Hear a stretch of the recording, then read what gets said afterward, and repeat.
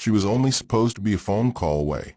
The life she'd planned, a wedding in a month, a courtroom full of papers, a fiancé who still wore his coat when he thought of her, was folded up like yesterday's newspaper and left on the table of a rental apartment that never knew how to stop grieving.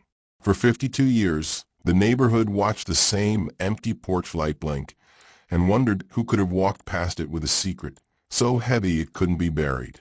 Then, decades later, a speck of blood and a new science reached back through time and named a man who had lived across the pool. The name arrived like an accusation written on the bones of memory. Richard John Davis. The case that had closed doors and closed mouths for half a century cracked open, not with a scream, but with a laboratory whisper, genetic genealogy, and a family finally allowed to say her name out loud. This is the story of Nancy Marie Bennallack. The night she vanished into fear, the long winter of silence, and the sudden, impossible reckoning that came when the past refused to stay dead. Before we dive deeper, take a second to hit that subscribe button and like the video. Your support keeps me going. Let me know in the comments below where you are watching from. It was late October in Sacramento, 1970, the kind of cool that slides into your bones and makes you walk faster, pockets full of things to do and places to go. Nancy Marie Bennallack, 28, had spent the evening with the ordinary gravity of someone arranging her life. She was a court reporter, a woman whose work depended on attention to detail and a quiet endurance. She had plans, a fiancé, future wedding. The next morning, when she did not show up for work, anxiety rode the usual lines between colleagues until someone called a family member to check on her. The door to her Ardenway apartment would be opened to a scene that would stop the world for a small, grieving community. Words like brutal and gruesome crowd the retelling of what happened that night. Words that try to match the violence, but can never reach the person behind them. Nancy was found in her apartment, a bright woman, with a life planned and a fiancé waiting for her, and her life was violently taken. Investigators in 1970 did what they could with the tools of their time. Interviews, canvases, fingerprints, leads that led to dead ends. A killer left traces. But the world was different then. No DNA database robust enough to reach across decades. No internet of genetic cousins where matches could be found like constellations. The case grew cold, and in the quiet that followed, the community carried its questions like a lit candle kept behind glass, hoping it would not be blown out. Years passed. Friends aged, neighbors moved on, and Nancy's fiancé, who had been keeping the plans they'd made together, lived with the missing pieces. It is a particular kind of cruelty to have the person who hurt you named only by rumor and rumor's breath. The investigation sat in file cabinets, in evidence lockers, in the minds of detectives who refused to believe that time could erase the demand for justice. Then, decades later, a small, quiet renaissance in forensic science began to turn eyes back to cases like Nancy's. Blood spots, carefully preserved under the watch of officers who would not forget, became not just clues but messages waiting for the right reader. In 2004, detectives reopened aspects of the case and obtained a DNA profile. A profile entered into CODIS, the FBI's DNA index, but no match emerged. The file slid into near obscurity again, until technological innovation offered a new language for old blood. Genetic genealogy, an intersection of family history, forensic science, and relentless human curiosity, changed the rules. Where CODIS could not help, the new approach asked a different question. Whose family did this unknown person belong to? It was a long process of piecing relationships together with the meticulous patience of a genealogist and the clinical rigor of a lab technician. In 2019, the Sacramento team took another look, and by July 21, 2022, enough genetic and genealogical corroboration stood to point investigators to a man who had been a neighbor, a presence across the complex pool from Nancy's apartment. His name, Richard John Davis. He had died in 1997. He had lived close enough to watch the comings and goings of the Bell Street apartments. He had been 27 at the time of the killing. Those facts landed like stones.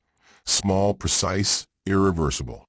Imagine living in the same courtyard with someone and never knowing the ledger of their thoughts. Imagine an apartment complex where faces become background and the pool is a mirror for lives that scrape each other without making noise. According to investigators, Davis had lived in the same apartment complex as Nancy at the time of her death. He would die many years later, in 1997, from causes believed to be related to alcoholism.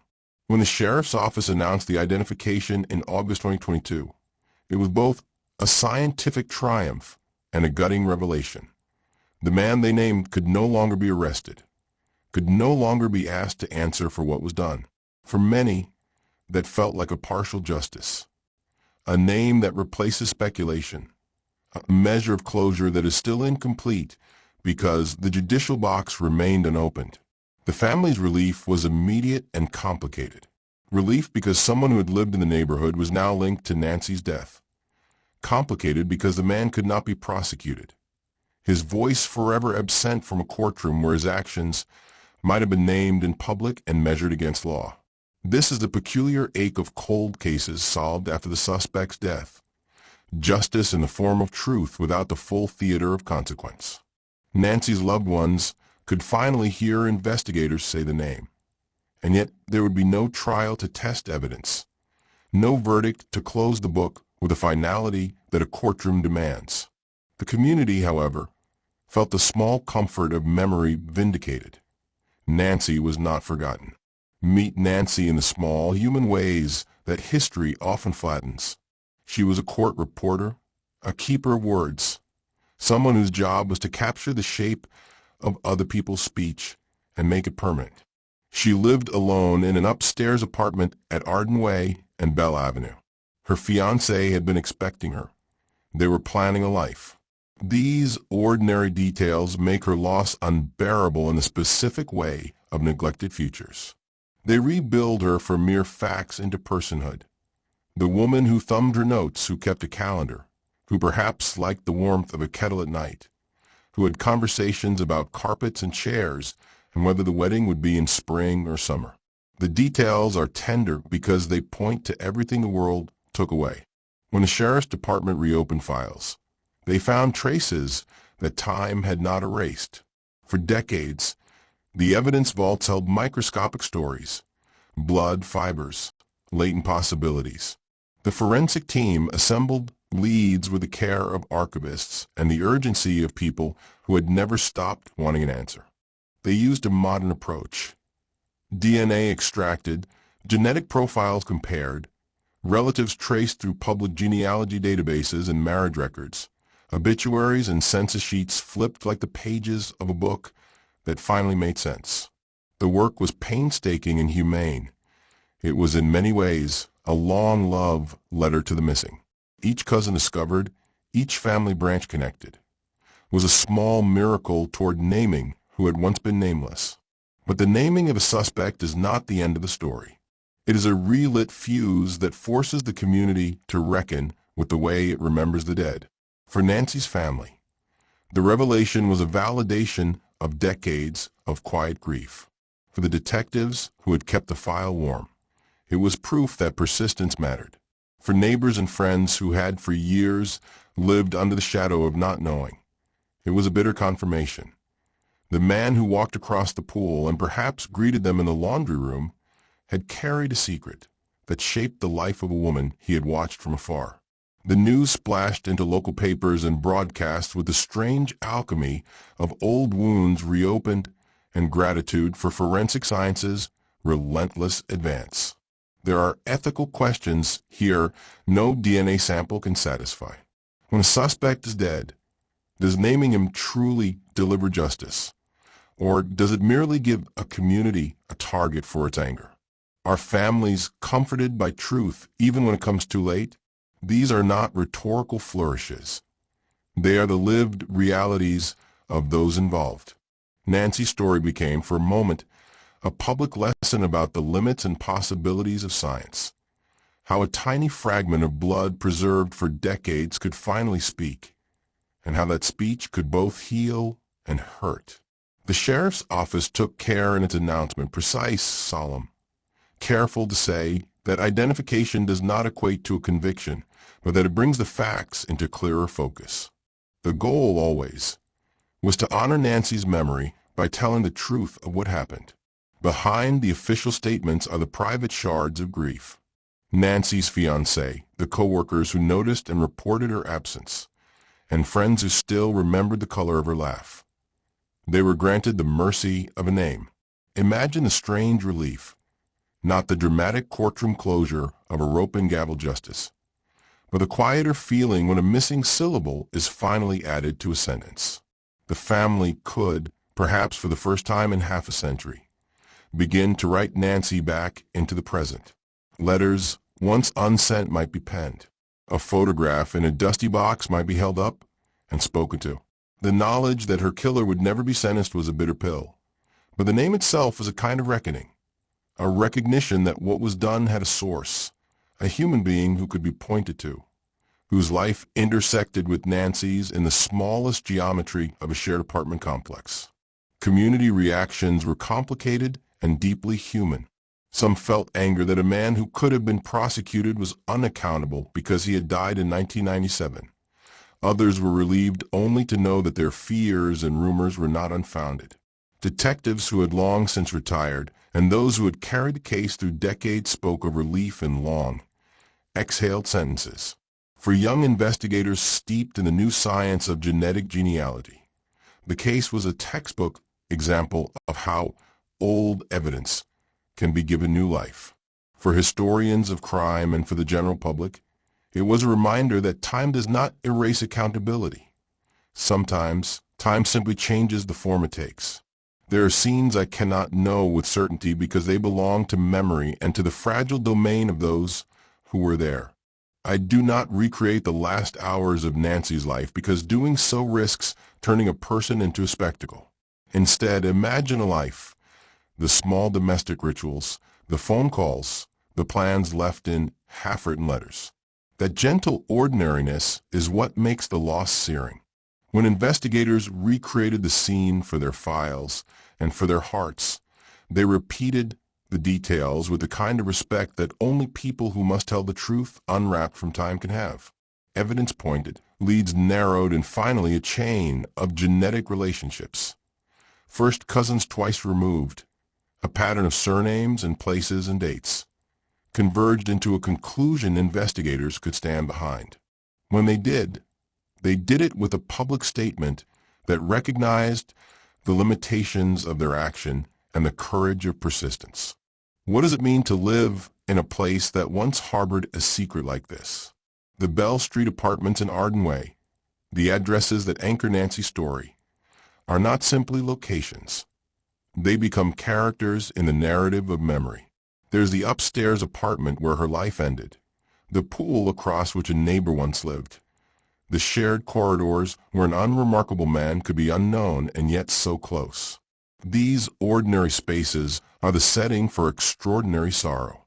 For the people who still live there, the knowledge of what happened changes how they walk through their own apartments, how they lock their doors, how they look at a neighbor watering a plant. The intimacy of living near one another becomes tinged with the knowledge of human darkness and the persistent capacity for violence hidden inside ordinary lives. For investigators, cold cases are less about catching the person who committed the act than about restoring a narrative to the victim. The work is therapeutic in its own way, not the kind that erases pain, but the kind that names it, gives it edges, and then files it properly.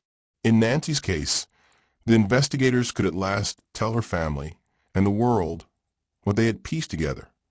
The genetic profile lifted from blood found at the scene, the genealogical connections, the records that located Richard John Davis as a resident of the complex at the time. The result was not a sentence, but a story reassembled, an answer to a question that had been asked every year since 1970. Who? Those three syllables are sometimes the keystone of justice, not always satisfying, but necessary. And yet, a story closed only by a name still leaves a residue of what-ifs. What about the life Davis led before and after? What did neighbors suspect then? And what did they choose to ignore? How did time carry those small choices? The narrative expands, because once you name a person as culpable, every small action they took becomes suspicious. The past is dissected with new instruments, tenancy records, work histories, gossip recalled and re-examined. But names cannot perform all the work we ask of them. They cannot, by themselves, return the warmth of a missed embrace or the plans folded into a wedding album. They can, however, demand that the world remember accurately and treat the missing with dignity. There's also something oddly beautiful about the persistence of human curiosity that made this identification possible. Family historians, amateur genealogists, and forensic labs converged on the same point: the simple human desire to know where you come from. It is this desire that, repurposed, became a tool of justice. The genealogical databases that once served birthdays and family trees were then used to trace a shadow through generations. Each match was a thread, and the investigative team wove those threads into a rope strong enough to lift a name from the past. For some, that repurposing raises ethical questions. For Nancy's family, it offered an answer they had waited decades for. The use of this tool in cold cases is a complicated moral landscape, a trade-off between privacy and the public's right to solve violent crimes. But in this case, it meant that a long-standing wound could finally scab over with the salve of truth. In the days after the announcement, local media memorialized Nancy in the same breath they used to explain the miracle of modern science. Portraits of her in black and white photos, a woman with a steady gaze and a future, were shared in social media.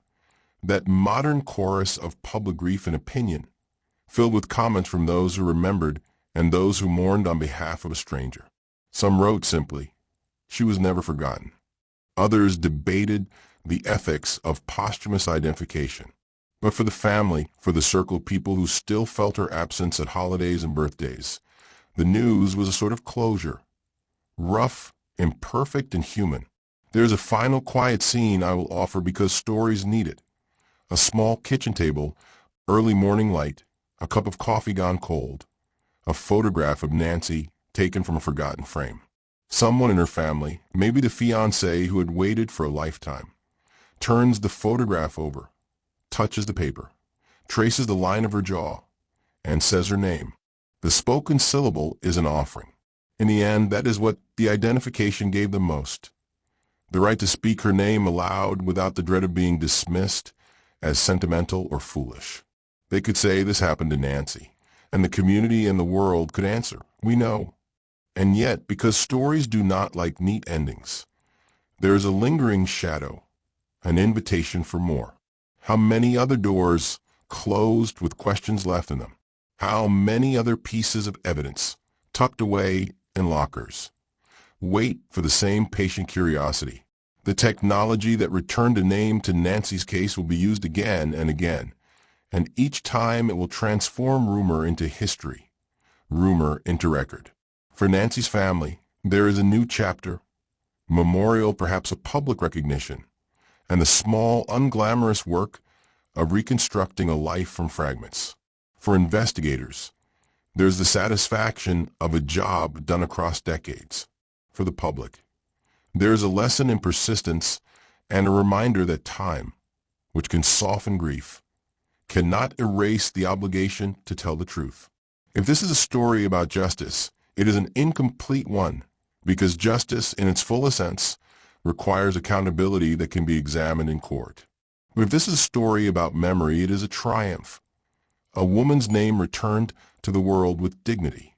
A family given the factual bones of an explanation after years of aching. Nancy Marie Bennallack's life will no longer be footnote. It will be a case study in how the confluence of human tenacity and technological advance can rescue truth from the archives. Her name is allowed now. The community may breathe easier. And yet the final page of the story is unread. Because when truth arrives after the accused has died, We are left with new questions about how to achieve both justice and closure. Cliffhanger ending for continuation. But one name solved one puzzle, and behind it lies a spine of other cold files, dust-mottled and waiting. As investigators close one drawer, another opens. What other secrets do the Bell Street apartments hold? Were there small crimes, small fears, whispered apologies that never found daylight? And most urgently, could the same methods that named Richard John Davis reveal connections, acquaintances, movements, unexplored patterns that tie into other mysteries? The next chapter of this work will not be about a single name, but about a movement. Detectives using genealogical maps to trace shadows, communities learning to keep evidence safe across generations, and families finding the courage to ask the unanswered question again. In the months to come, detectives said they would review related cases and re-examine old evidence with fresh eyes. The archives are opening, and with them the possibility that Nancy's case was only the first domino to fall. If you want to know what they find next, who else might be named, what other stories will be reclaimed, keep watching. The truth, it seems, is patient, but relentless. They had thought the hardest part was naming a man who had kept his secret for 52 years. They were wrong. When Detective Elisa Ramirez first read the single line scrawled in faded pencil on the inside flap of a 1970 personnel folder, she felt the air leave her lungs. It was 2 words, almost a margin note, almost a scrawl meant for no one. And it read simply, saw him, told him. No date, no signature, nothing else. The folder, so routine it had been ignored for half a century, smelled like paper and the dust of 1,000 unanswered questions. It had been sitting in a box labeled miscellaneous, Bennallack in the back of an evidence room that ran colder than the floor. Ramirez had been going through boxes the way someone combs a beach for the same shell forever lost by a child. She had expected nothing more sensational than brittle newspapers and old mugshot prints. She had not expected a whisper from the very man who had been supposed to stop the whispering. In the months after the 2022 identification of Richard John Davis, the Sacramento Cold Case Unit had gone methodically through archives, police blotters, breadcrumbing leads into corners of the city that had not been tidied in decades. Ramirez, mid-30s, the kind of detective who kept 2 pens at the ready and never let a file go cold on her watch, was the lead. She worked with a small team, a genealogist who could read family trees like constellations, a forensics tech who still loved the chemistry of evidence, and a retired homicide sergeant, Jonah Price, who had started his career fresh out of the academy in the 1970s and knew which drawers hid what. When she unfolded the folder's flap and saw the margin note, the hair along her forearm stood at attention. The handwriting was not the neat, stamped block of the department. It was a scratchy, hurried note, the kind an investigator might make when the phone finishes ringing and the world is necessary in its urgency. Ramirez turned the page. On the inside, taped with brittle yellowing adhesive, was a photograph of 2 young men in front of a pool, grainy smiling, the sort of snapshot people take when the sun is high and the future seems easy. Someone had written the names beneath in typewriter ink. R. Davis, Ardenway, and T. Hargrove, homicide. The second name made Ramirez blink. Thomas Hargrove, Detective Hargrove, had been a name like a rock in the county for years. He had been one of those detectives people told stories about, decisive, stern, the kind who would sit for hours with witnesses until something gave. He had gone on to become a captain and later a beloved lecturer at the police academy. He had been heralded, quoted in the paper for his tenacity, invited to speak in churches about community safety. When Ramirez called him, her voice professional but not unkind, his response was exactly what the archive suggested, a polite but brittle disbelief that anyone had found a scrap of paper worth reopening. He agreed to come in for a talk, but his voice trembled for reasons he claimed were age and not anything else. Ramirez and Jonah met Hargrove in a small conference room that reeked faintly of coffee and lemon polish, a place where the department put witnesses who were not suspects, but had stories to tell. Hargrove had the gait of a man who had carried weight for years. The left shoulder sat slightly higher than the right. He was thinner than his public photo suggested, and his eyes, pale and rimmed, carried a tired patience. "You know me, detective," he said, when Ramirez set the photograph between them. "I remember every case like it's in color. Bennett, the Santoro. I remember Nancy Bennallack. I remember that case." "Captain Hargrove, you were on the original response team to her apartment," Ramirez said. She watched his face for the reflexive tick of memory. "We found some notes that suggest you may have seen Richard Davis at the complex shortly after the murder. Did you?" He folded his hands, knuckles widening. "I saw a lot of people in that complex. It was my beat for a while," he said. "I remember Davis. Lots of kids and young men there. But to say I saw him, there aren't many details I can offer now." Jonah leaned forward, slow and gentle. "Tom, we're not here to start trouble. We're trying to learn." There were margins in the file that said, "Saw him, told him." A witness told us that someone had warned Davis to stay away. The note implies someone on the force confronted him. You were one of the few who could have done that. Hargrove's face twitched. A half-smile that was not a smile ghosted across his mouth, like a man who had practiced composure his whole life. "If I told him anything, it would have been a stern warning, like any cop would do when a man is being lecherous near a woman. We warned people. We told them to keep distance. We told them to stop making trouble for neighbors. I told a lot of people to leave people alone. But that's all it was." Ramirez noticed the way his eyes glanced to a small, brown envelope on the corner of the table. An envelope they had not placed there. She moved to it before she could feel sensible. The envelope was stamped with no department ink. It had been slipped under the conference room door and lay as if waiting for someone brave enough to unseal it. Inside was a single sheet of line paper, one paragraph in a hand that was not Hargrove's. The writer claimed to be M, no full name, and wrote that they knew things that were not in the file. They wrote about a lockbox, an argument heard one night near the pool, and a man with a badge and a temper who had sworn the neighborhood to silence. Then the letter ended. "Go look in the linen closet at the Gervais house before all this is buried again." The Gervais house was a name the team knew. The Gervais family had been landlords at Arden Way in 1970. For decades the property had changed hands, but an old blue bungalow, small, with a porch and a creaky gate, still sat behind an overgrowth of honeysuckle near the complex. Ramirez felt the blood move louder in her ears. The letter was small, slippered with a kind of desperate courage that anonymous writers must borrow from the dark. They went that night. In the blue-gray fall light, the Gervais house looked smaller, sleepier. Nick, the genealogist, stayed in the car with the engine quietly idling while Ramirez and Jonah climbed the porch. The door stuck, as if it had been waiting to be asked politely. Inside, the place smelled of old laundry and lemon soap. In a back pantry, behind jars of mismatched buttons and a stack of yellowed tax receipts, Ramirez found a linen closet, the kind whose shelves hold the history of a household. VHS tapes, a child's trophy, an improbable shoebox taped with duct tape, and the kind of careful pressure that suggests value. The shoebox, once pried open, contained items that every cold case team treats like holy relics.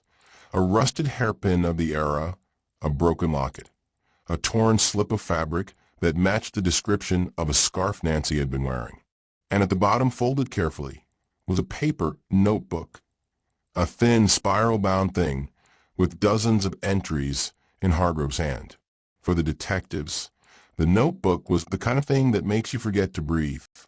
It began as an ordinary case journal, bland entries about witness statements and times. But as Ramirez thumbed through, the tone changed. The pages started to be written in half hours, then minutes, then scattershot words. Woke Davis. Said leave it. He laughed. Said he didn't need warnings. Another entry. Confrontation by pool. Heard shouting. Went to check. Saw Thomas. Thomas went in, heard a thud. The handwriting grew more urgent, then sloppy. No one should know this. Do not write.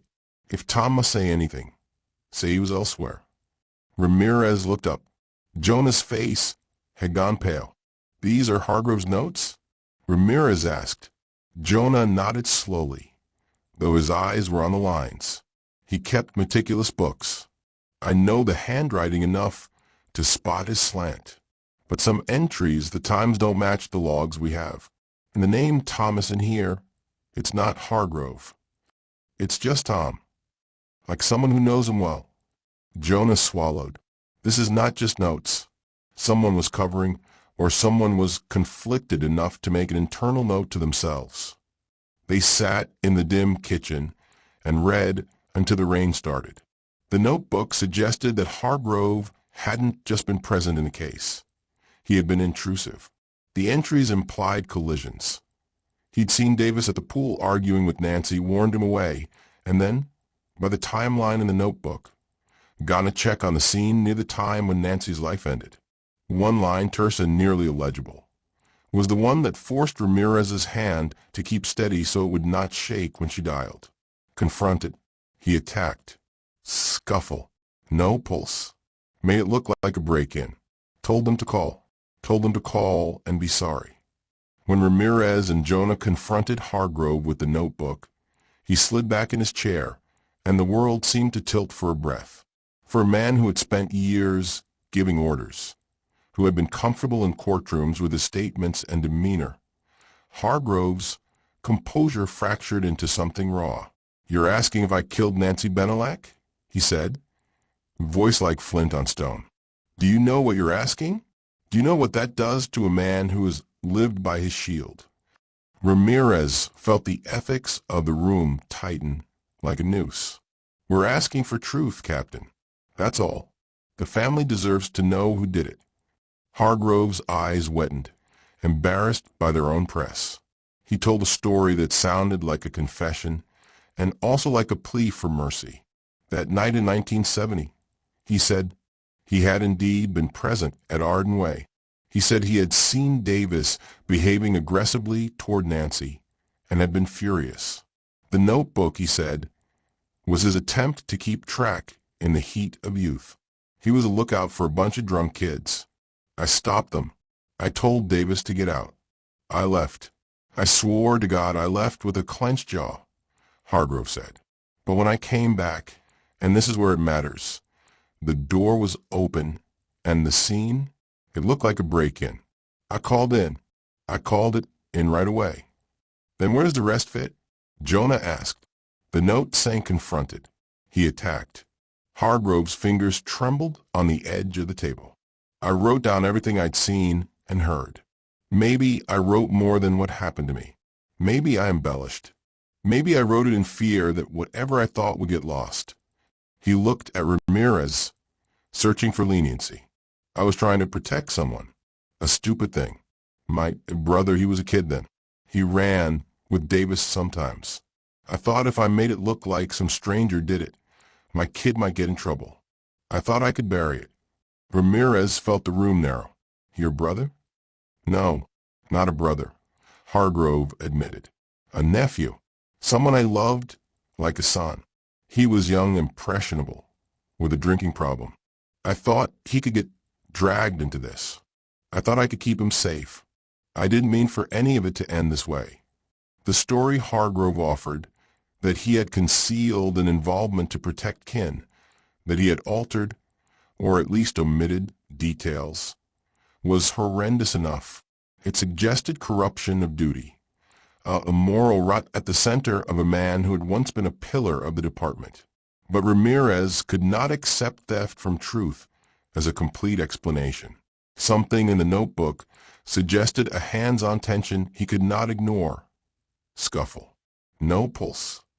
The words could not be chalked up to fear-driven hyperbole. Then the folder in the linen closet revealed something else. A photograph Hargrove had hidden, the kind of image that reads like a prophecy. It was a grainy shot of the pool area taken on an improvised camera. In the background, half hidden by the night, There was a body on the pool steps, a shape that fit only one person. Near the edge, near the water's reflection, someone had written with typewriter ink, "Tom, what did you do?" Hargrove licked his lower lip. "I didn't kill her," he said. "I swear on what I learned in this badge. I did not kill Nancy. I argued. I left.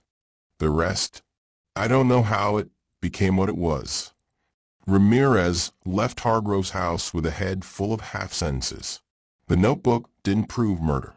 It proved something worse, perhaps, a man who had lied not maliciously at first, but out of protectiveness, whose actions rippled like stones thrown into a pond. The ripples found people decades later who still remembered the cold edge of their grief. They took the notebook and the shoebox items to the lab. And then the world shifted into a grimmer geometry. Forensic reanalysis of the shoebox fabric revealed a stain that, when tested, contained trace amounts of a rare sedative, the kind of chemical that does not often find its way into a domestic apartment except through pharmacies or clinical use. They cross-checked prescription records and ran names. The sedative's trail bent not toward Davis, who had been largely known as an alcoholic drifter, but toward a man who had medical training in the 1970s and who had been a trusted neighbor in the complex. Dr. Walter Ames, a pediatrician whose family had been prominent in Arden Way and whose grandchildren still lived in Sacramento. Here the story turned darker still. Walter Ames, a man whose name had been invoked in PDA newsletters and charity galas, had died in 1999. But his son Richard Ames still ran a local real estate firm, and the Ames name still had clout. Ramirez felt the hair at the back of her neck rise. The notebooks, the shoeboxed relics, all of it threaded toward a broader, unnerving possibility, that the circle of secrecy might not have started and ended with Hargrove and Davis. Maybe if the sedative's presence was not a coincidence, someone with access to drugs and social status had been involved in keeping the scene quiet, or worse, facilitating the nightmare. They found, tucked behind a set of tax receipts in the Gervais house, an ivory-enameled syringe case with a thin film inside. The lab confirmed the sedative fingerprint. The same chemical had been used on children in Ames' clinic in the late 1960s. Records showed, though the pattern of use was murky. Walter Ames had written off-season letters to the complex about preserving the community, and his name had appeared in ledger books as a generous contributor to the local police athletic league. When Ramirez took the evidence to Hargrove, his face crumpled in a way that seemed to age him a decade. "Walter and I were friends," Hargrove said, voice soft. "He liked to think we were family. He'd bring treats to the station, talk to the rookies. When I told him about Davis bothering Nancy, he said he would handle it in his way. He thought he could put his hand over a problem and it would not get dirty." Hargrove's jaw tightened. He had everything people wanted. "I thought he could help. I let him. That's my fault." The more Ramirez pulled, the more the fabric of Arden Way frayed. She found statements from old witnesses who remembered Dr. Ames taking a young man under his wing for mentorship, a phrase that in the context of 1970s small-town relationships could mean a lot of things.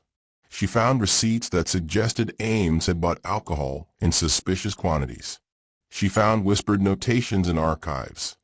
Ames paid for settlement to avoid trouble, written in an inexpert hand, probably hurried. But here the investigation smacked against the two inevitable obstacles of time: dead men and lost records. Ames had died in 1999. Hargrove was old and fragile. Davis had died in 1997. The law's appetite for prosecution could not touch ghosts who had already shivered into dust. What they could do, Ramirez realized, was what cold case detectives have always done when the strongest legal hammer is gone. They could reconstruct a narrative so precise and undeniable that the community could no longer deny the possibility. Truth, in that sense, can be its own kind of justice. Ramirez called Nancy's surviving family members to a small room in the sheriff's building. They were a thin, guarded crowd, a brother with a jaw that did not relax, A cousin who had come with photographs pressed her chest. A man who had been her fiancé's oldest friend. Ramirez spoke slowly, the way one offers bones to someone who must build a skeleton. She told them what the lab said and what the notebooks suggested.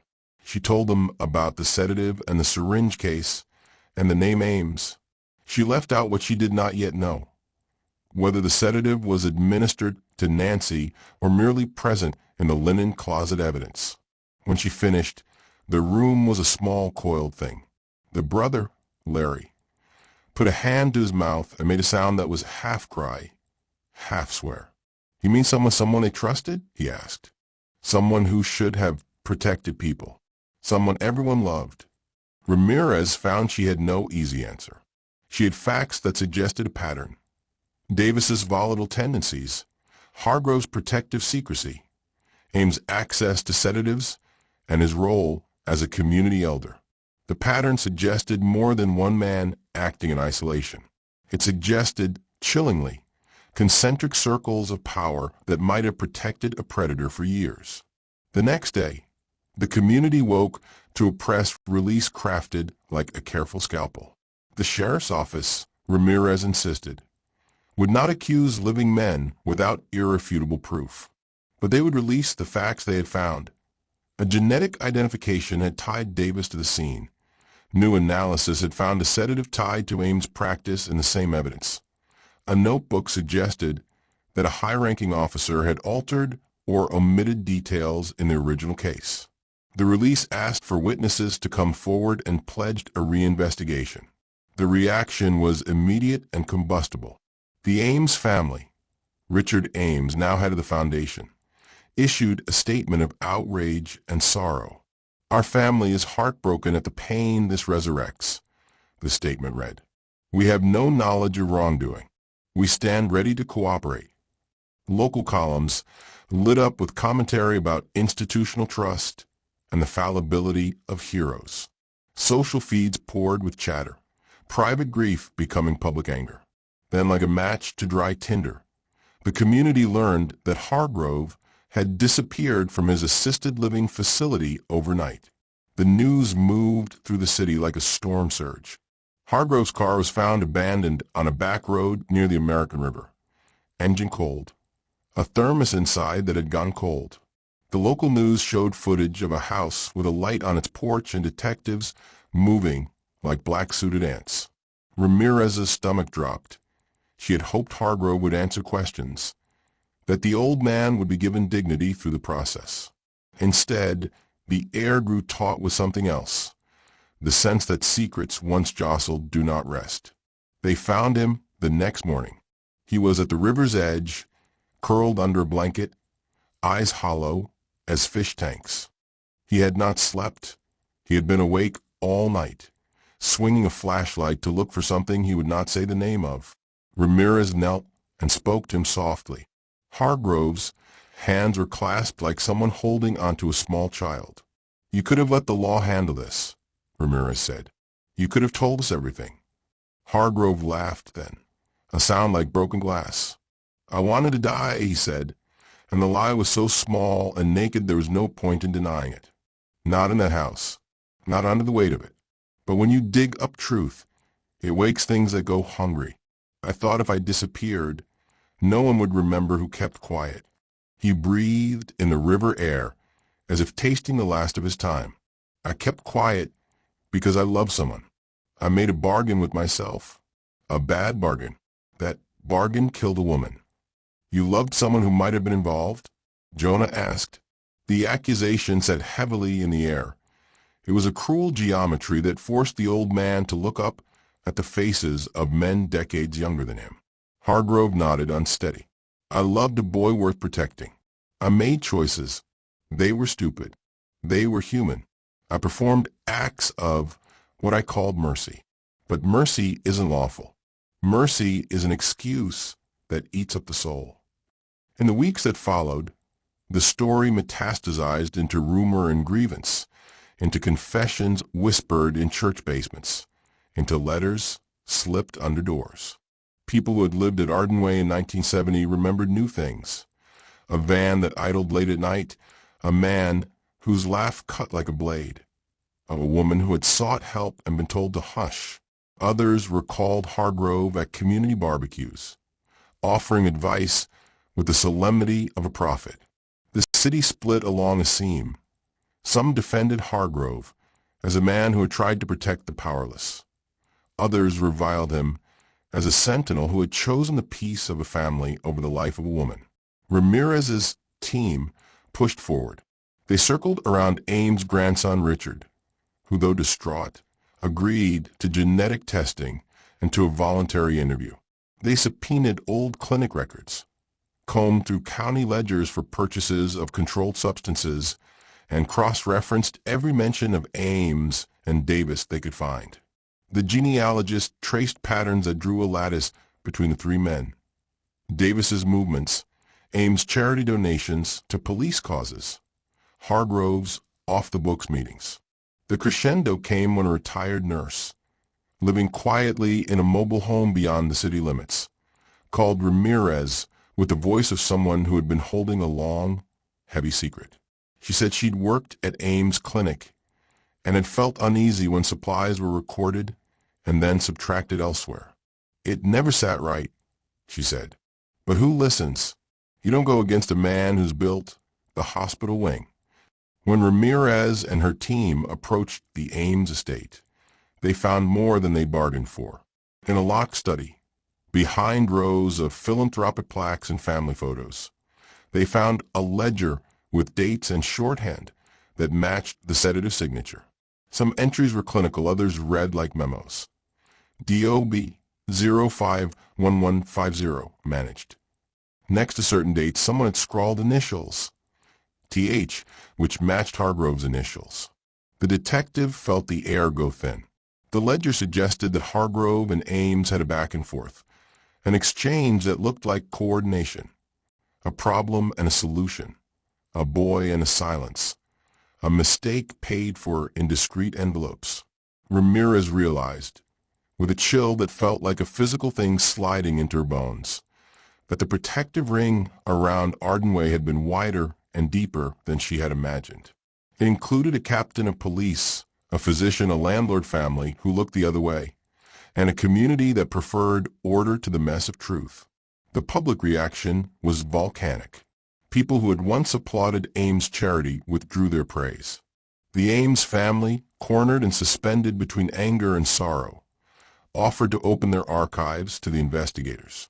The county held a press conference with muted gravity. Then the final, most devastating turn unfurled in private.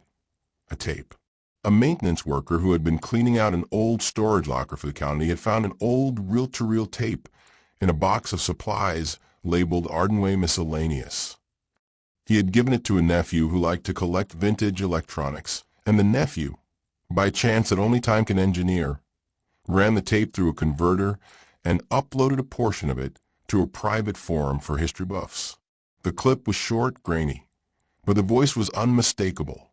Hargrove's, recorded in the kind of half-confessional, half-official tone men use when they intend to speak to what they call posterity.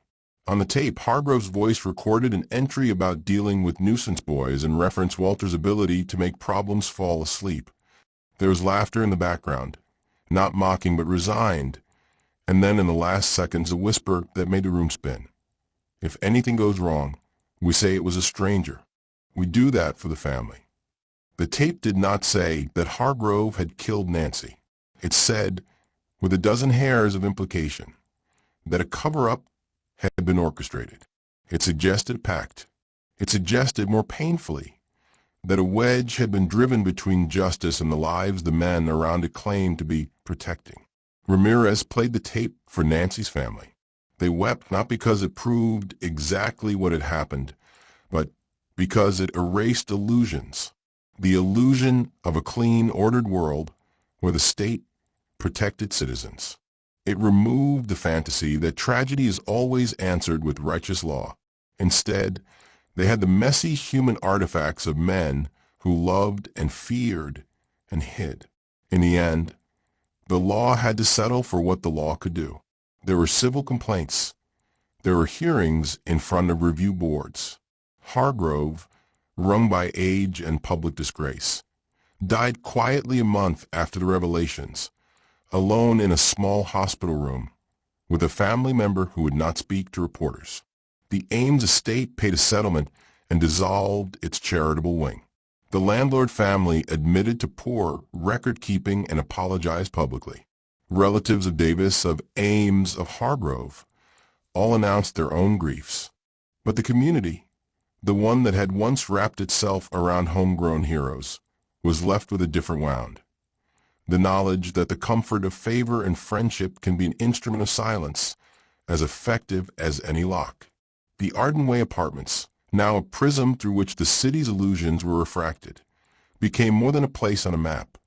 They became a testament to the way communities can fail those they are meant to hold. And yet, because grief asks for some small mercy, there were brighter things.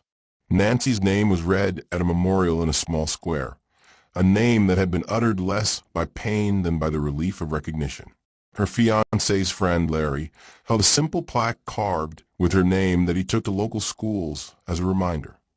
Not everyone who loves power uses it well. The city sponsored a program for evidence preservation and a fund for re-examining cold cases. The sheriff's office issued reforms about off-the-book meetings and gifts from private donors. These were small procedural bullets aimed at preventing the kind of moral corrosion the Bennallack case had exposed. The final scene that resounded most chillingly through the neighborhoods was not a courtroom drama, but a quiet, private confession left behind in a shoebox, slipped under Hargrove's mattress by a nurse who attended him in those last days. The note was only 2 pages, a man's handwriting grown small and shaking. "Forgive me, Nancy," it read. "I never intended to become the thing that broke the law. I thought I was saving a boy, and all I saved was my own conscience. If you hear this, know that I loved you in the way a frightened man loves, by trying to hide the world's ugliness from those he does not want to see it. I do not know if any of it excuses what I did. I only know the truth. I tried and failed to protect. The rest is for God." When Ramirez read the note in her office, she felt a terrible, carved peace settle over her. She had wanted for so long to be the instrument of complete legal closure. She had wanted to hand down judgments with the precision bullets of law. Instead, she had a tangle of human choices, some criminal, some cowardly, some perhaps merciful in a twisted way, and the responsibility to reframe the past as honestly as she could. The community to which she reported the truth resented it, praised it, resisted it. Some neighbors demanded more arrests. Some demanded apologies. Nancy's family, leaning on their new knowledge, did what families always do with the bones of truth. They used them to rebuild something. They changed the way they celebrated holidays. They placed a small white stone near the pool where Nancy had once sat on ordinary days. It was a memorial that refused spectacle. It asked simply to be remembered. The shock to the community was not only in the revelation that a beloved figure had been less than noble. It was in the discovery that the polite scaffolding of society, the church dinners, the PTA donations, the hospital wings, could conceal a quieter brutality. The men who had been herding their shame into ledger books and secret notebooks were not monsters in the Gothic sense. They were men who loved badly, who feared exposure, who misread mercy as a currency that could buy silence. Weeks after the last hearing, Ramirez walked Arden Way at dusk. The pool's surface trembled with late light. An angler watched a line drop far down by the fence. She paused by a small white stone on the grass, traced the letters of Nancy's name with a careful fingertip, and thought about what justice looks like when the perpetrators die and the protectors confess only in private notes. Justice, she realized, is sometimes a story told well enough to unmake myths. It is a naming. It is a plaque and a program and the admission that those we trusted were fallible. It is the bitter, necessary act of saying aloud that a life was taken, and the world will not pretend otherwise. As the night fell and the community lights winked on, a shadow moved beside Ramirez, Jonah, who had been there through the notebooks and the tapes. He did not speak for a long time. Then he said quietly, "Do you ever think she's there? Does Nancy know?" Ramirez looked out at the pool, at the faint ripple of water reflecting the street lamps. She felt the past settle into the air like rain. "I think she knows more than we ever will," she said. "And I think she would want the truth told, not the comfortable lie." They stood then, two people who had spent months pulling at threads that led through human hearts, not just evidence lockers. The city behind them hummed with the lives that would have to continue. PDA meetings, baseball games, the small domestic rituals that are a kind of stubborn light in the face of darkness. When they left, the white stone remained in the grass, small and stubborn and luminous under the moon. It did not settle the score. It offered something simpler and more righteous. The name of a woman returned to the place where she had been taken, and the community's obligation to hold that name with care, no matter how painful the truth. Don't forget to subscribe, like the video, and turn on the notification bell so you stay updated with mystery cold cases. Let me know in the comments where you are watching from. Thanks for watching.